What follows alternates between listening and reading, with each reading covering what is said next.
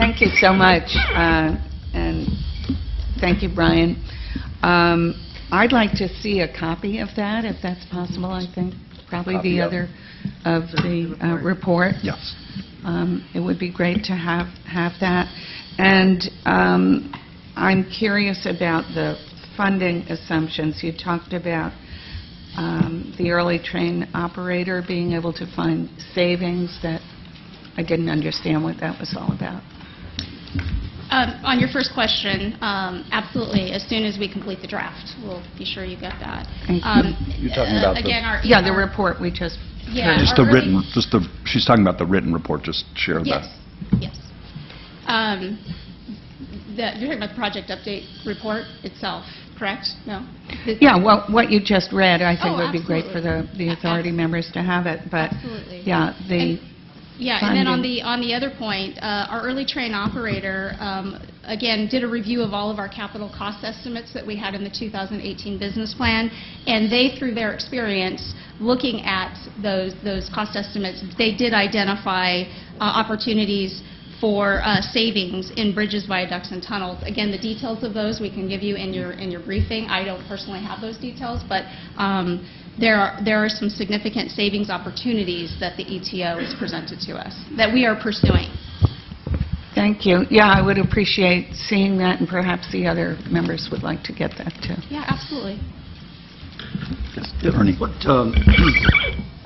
the Valley to Valley cost, could we get a copy of the elements that were actually put into that total cost? I mean, did it cover road, third-party agreements, the issues with BNSF, construction, and what contingencies we applied to that?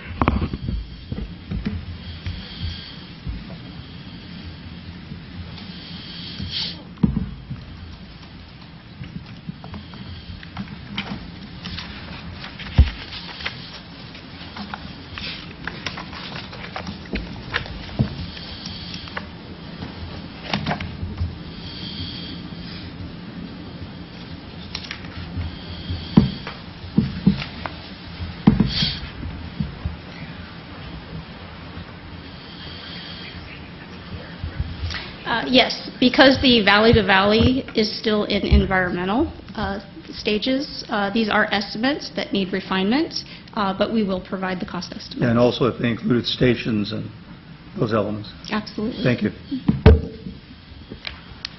Any other comments or questions? Mine's really not a question. It's just to thank you for being on time with these reports and to also be more transparent about the costs and the issues facing us in the future. So I appreciate that.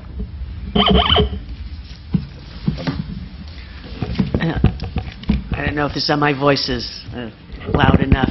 Doug, thank you for your years of service. Thank you for putting up with us. Thank you for keeping us where we need to be. And we'll miss you, but wish you all the best in your new endeavor. Here, here. Tom? Thank you, Mr. Chairman. Just as a matter of clarification with regards to process, so as I think we understand, the project update report is a report mandated by the legislature, so it'll be there May the 1st. And as you pointed out, it's not something that we've typically, in fact, we've never acted on it. With regards to what may come out of the work that management has been doing with regards to looking at alternatives, which, as I understand and recall from our 2020 business plan or our 2018 business plan, we suggested we would always be looking at alternatives.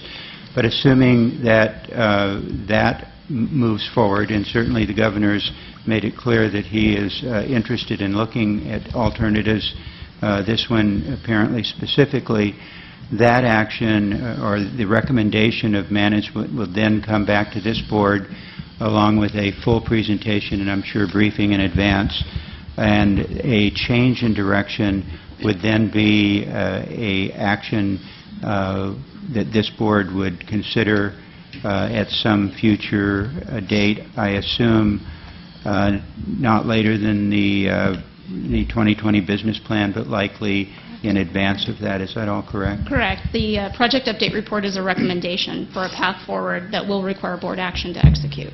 Okay. And that would happen prior to the 2020. The project update report is simply a report. The recommendation for a change would come from management to this board if management so chooses, and all of the necessary documentation, research, studies, updated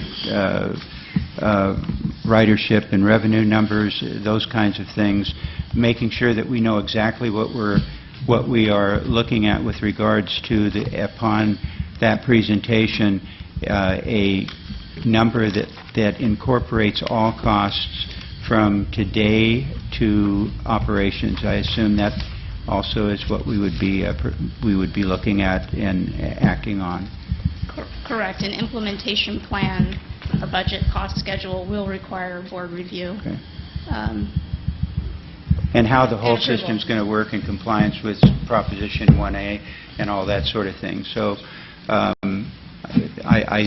I think it then is clear to all of us up here that that amount of work, which is really somewhat unusual for what we've done in the past on an interim basis, is something that will be much of the same kind of work that we've normally gone through in looking at a business plan in the alternate years before board action. So at least from my part, I'll look forward to the receipt and evaluation of all that information and recognize it's a tremendous amount of work that we've probably already done and still have to do. Okay. Any other? Yes. Yeah, so I understand, Tom, what you just said. We will get then a side-by-side comparison of all the alternatives and the justification for a recommendation.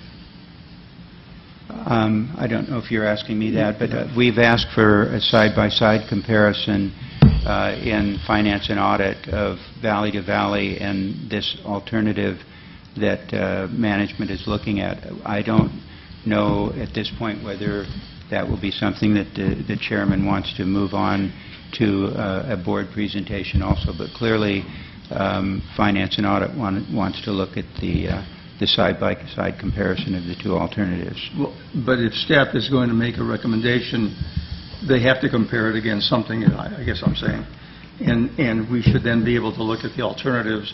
I think the governor made a statement about taking a pause and looking at alternatives for what we're doing, and so we should then be presented with those alternatives. I think the one thing that I took away of a number of things from the state of the state, and I think what we're really alluding to here is to be consistent with, I think, what the governor's looking for.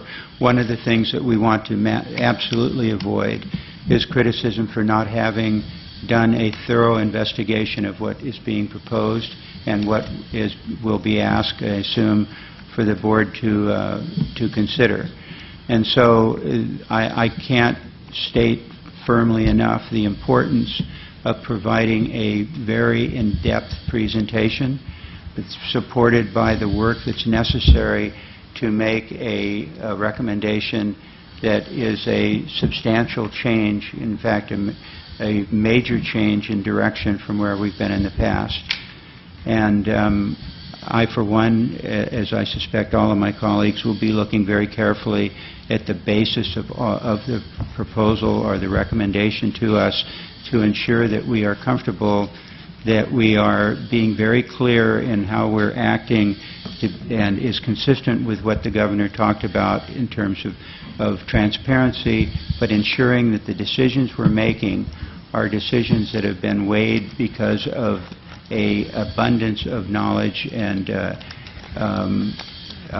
results of those studies, as opposed to doing something and then finding out a few months later we missed one thing or another. So I guess what I would suggest, and I'm sure it's already considered, I don't think anybody intends to rush to a decision here, but rather provide the recommendation at whatever point in the process that you believe that all of the work that's necessary to consider a decision like this will have been completed and presented in a coherent presentation with the supporting documentation that the board's comfortable in considering an action like this.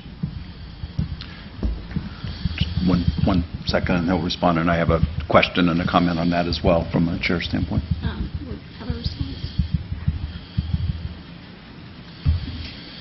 Okay, the recommendation of how to move forward is largely based on what we can afford to do.